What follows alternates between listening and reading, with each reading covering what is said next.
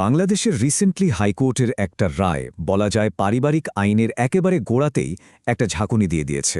আর এই একটা সিদ্ধান্ত ধর্ম, আইন আর নারীর অধিকার নিয়ে যে পুরনো বিতর্কটা ছিল সেটাকে যেন আবার নতুন করে উস্কে দিয়েছে।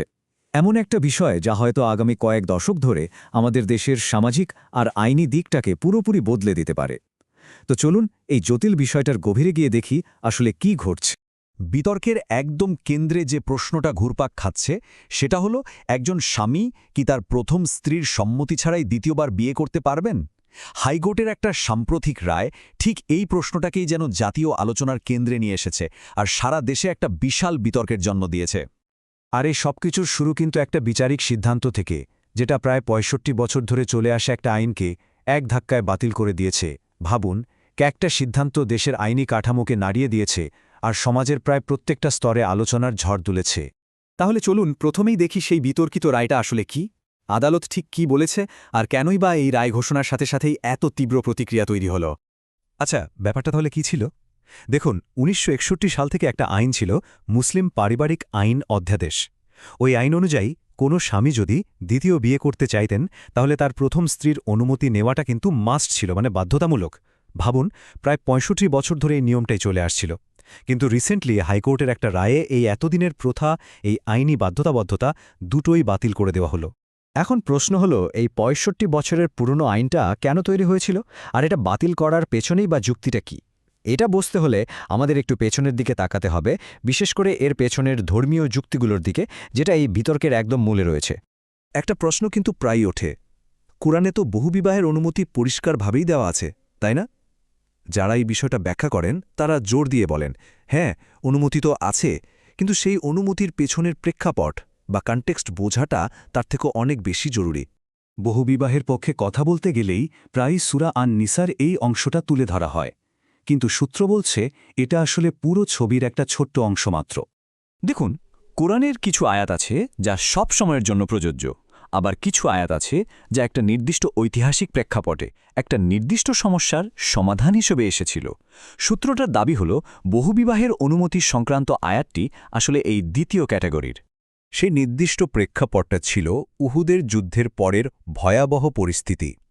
ওই যুদ্ধে মুসলিম জনগোষ্ঠীর প্রায় ৭% পুরুষ মারা যান, যা সমাজে একটা বিরাট সংকট তৈরি করে।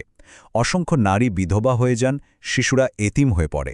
তাদের সুরক্ষা নিশ্চিত করার জন্যই একটা জরুরি ব্যবস্থা হিসেবে এই অনুমতিটা দেওয়া হয়েছিল। আর সবচেয়ে গুরুত্বপূর্ণ পয়েন্টটা হলো, একই আয়াতে কিন্তু একটা মারাত্মক কঠিন শর্ত জুড়ে দেয়া আছে, আর সেটা হলো ন্যায় বিচার। যদি মনে সামান্যতম আশঙ্কাও থাকে যে স্ত্রীদের মধ্যে সমান বা ন্যায়সঙ্গত আচরণ করা সম্ভব হবে না, তাহলে নির্দেশটা কিন্তু খুবই পরিষ্কার, শুধুমাত্র একজনকেই বিয়ে করতে হবে। সুতরাং এই ব্যাখ্যাটা যদি আমরা ধরি, তাহলে দেখা যাচ্ছে ধর্মীয় অনুমতির চাবিকাঠিটাই হলো এর প্রেক্ষাপট, যেটা প্রায়ই আলোচনায় আসে না। আর এখানেই প্রশ্ন ওঠে, আচ্ছা, এটা যদি শুধু ধর্মীয় ব্যাখ্যার বিষয় না হয়, তাহলে এর পেছনে কি অন্য কোনো রাজনৈতিক উদ্দেশ্য থাকতে পারে? সূত্রটা কিন্তু একটা বেশ সরাসরি রাজনৈতিক অভিযোগ তুলেছে। তাদের মতে এই রায়টা শুধু আইন বা ধর্মের ব্যাপার না, বরং এটা ইসলামপন্থী দলগুলোর জন্য একটা পলিটিক্যাল টেস্ট কেস, মানে জনগণের প্রতিক্রিয়া কেমন হয় সেটা যাচাই করে দেখার একটা কৌশল, যেটা হয়তো ভবিষ্যতে আরও বড় কোনো পরিকল্পনা বাস্তবায়নের পথ খুলে দেবে। এই প্রেক্ষাপটে দাঁড়িয়ে প্রশ্নটা কিন্তু আরও জটিল হয়ে যায়। এই বিতর্কের মূলে আসলে কি ধর্মীয় ব্যাখ্যা, নাকি এর পেছনে রয়েছে রাজনৈতিক ক্ষমতার কোনো খেলা? সূত্রটি বহু বিবাহ প্রথার সমালোচনা করতে গিয়ে কোনো রকম রাখঢাক করেনি। একে সোজাসুজি অস্বাভাবিক, প্রাগৈতিহাসিক, পুরুষতান্ত্রিক এবং নারী বিদ্বেষী একটা ব্যবস্থা হিসেবে বলা হয়েছে। এই কড়া ভাষা ব্যবহারের কারণ হল, যুক্তিটা এমন যে এই প্রথাটা আধুনিক যুগের সমতা আর মানবিক মর্যাদার ধারণার সাথে একেবারেই খাপ খায় না। মজার ব্যাপার হল, এই বিতর্কটা কিন্তু শুধু বাংলাদেশের না, পুরো মুসলিম বিশ্বেই এটা নিয়ে দুই রকম মত আছে।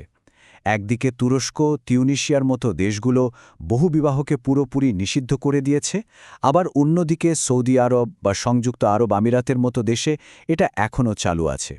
তার মানে এটা পরিষ্কার যে এই বিষয়ে কোনো একটা একক ইউনিভার্সাল ব্যাখ্যা নেই। আচ্ছা, এই প্রথাটাকে কেন অস্বাভাবিক বলা হচ্ছে? এই যুক্তির গভীরে যাওয়ার জন্য সূত্রটি আইন বা ইতিহাসের বাইরে গিয়ে খুব শক্তিশালী একটা ব্যক্তিগত উদাহরণ টেনে এনেছে। প্রশ্নটা হলো, যখন এই বহুবিবাহের বিষয়টা কোনো আইনি বা সামাজিক তর্কের মধ্যে সীমাবদ্ধ না থেকে স্বয়ং নবী মোহাম্মদ সাল্লাল্লাহু আলাইহি ওয়াসাল্লামের ব্যক্তিগত জীবনে সামনে এসেছিল, তখন তার রিয়াকশনটা ঠিক কেমন ছিল? এখানে সূত্রটা একটা খুবই শক্তিশালী ঘটনা সামনে আনছে একটা হাদিস থেকে। ঘটনাটা হলো, স্বয়ং নবী মোহাম্মদ সাল্লাল্লাহু আলাইহি ওয়াসাল্লাম তার নিজের জামাতা হজরত আলীকে দ্বিতীয় বিয়ে করার অনুমতি দেননি। তিনি সরাসরি মানা করে দিয়েছিলেন। আর কারণটা কি বলেছিলেন জানেন? তিনি বলেছিলেন, ফাতেমা আমার কলিজার টুকরা, যা তাকে কষ্ট দেয় তা আমাকেও কষ্ট দেয়। মানে চিন্তা করে দেখুন, এই একটা কথাই কিন্তু পুরো বিতর্কটাকে আইনের মারপ্যাচ থেকে বের করে একটা একদম ব্যক্তিগত, একটা মানসিক জায়গায় নিয়ে আসে। তো আইনি, ধর্মীয় এবং ব্যক্তিগত এই সব দিক থেকে যুক্তি দেখানোর পর বক্তা একটা চূড়ান্ত এবং খুবই পরিষ্কার অবস্থান নিয়েছেন। বক্তা তার যুক্তির ওপর এতটাই আত্মবিশ্বাসী যে তিনি বহু বিবাহকে নিষিদ্ধ বা হারাম বলে দাবি করেছেন। শুধু তাই নয়, এই বিষয়ে যে কোনো আলেমের সাথে বিতর্কে বসার জন্য একটা ওপেন চ্যালেঞ্জও জানিয়েছেন। সবশেষে আমরা কিন্তু সেই শুরুর প্রশ্নেই আবার ফিরে আসছি, কিন্তু এবার হয়তো একটু ভিন্ন দৃষ্টিভঙ্গি নিয়ে।